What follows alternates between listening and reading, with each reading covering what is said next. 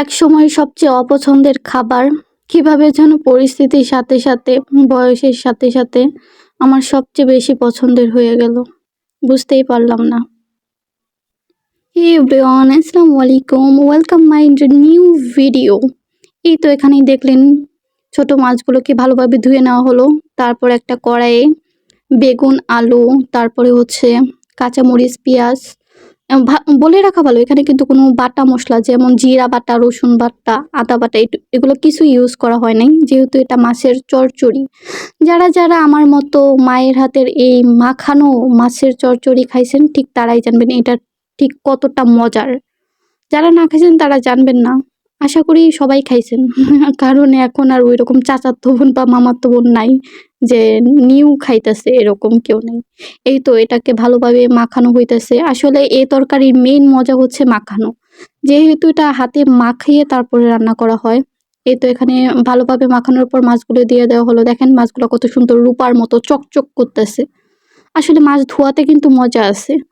তারপর এখানে কিন্তু মাছ দেওয়ার পর কিন্তু এটা ভালোভাবে মাখানো যাবে না, মানে এত বেশি মাখানো যাবে না, তাহলে মাছগুলো ভর্তা হইয়া যাইব, তখন আর এটা মাছ মাছ থাকবো না।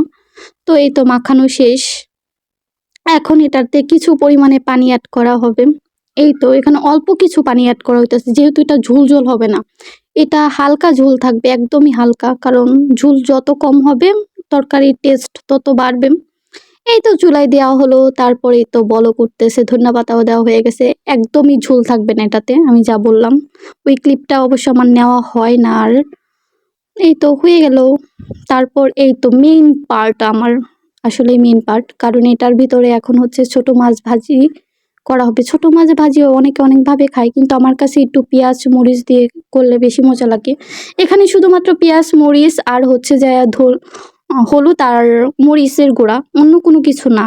কাঁচামরিচও আছে, যেহেতু আমি ঝাল একটু বেশিই পছন্দ করি আর আমার ইদানিং ঠান্ডা একটু বেশি লাগছে, সেজন্য ঝালটা একটু বেশি ভালো লাগে।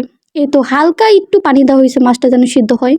এই তো পানিটাও হয়ে গেল, পানিটা কিন্তু একদম টানায় গেছে। তারপর এই যে কিছু পরিমাণে ধনিয়া পাতা দিয়া এখন এটা একটু মানে সামান্য পরিমাণে যদি একটু লাড়া দেওয়া হয় তাহলেই হবে, একটু বেশি লাড়া দিতে গেলে আবার ভাঙা যাবে। এই তো মাছের কালারটাই পুরো চেঞ্জ হয়ে গেছে। আসলে এই মাছ দিয়ে পুরো 1 প্লেট ভাত অনায়াসে খাওয়া যাবে, আর কিছুই লাগবে না।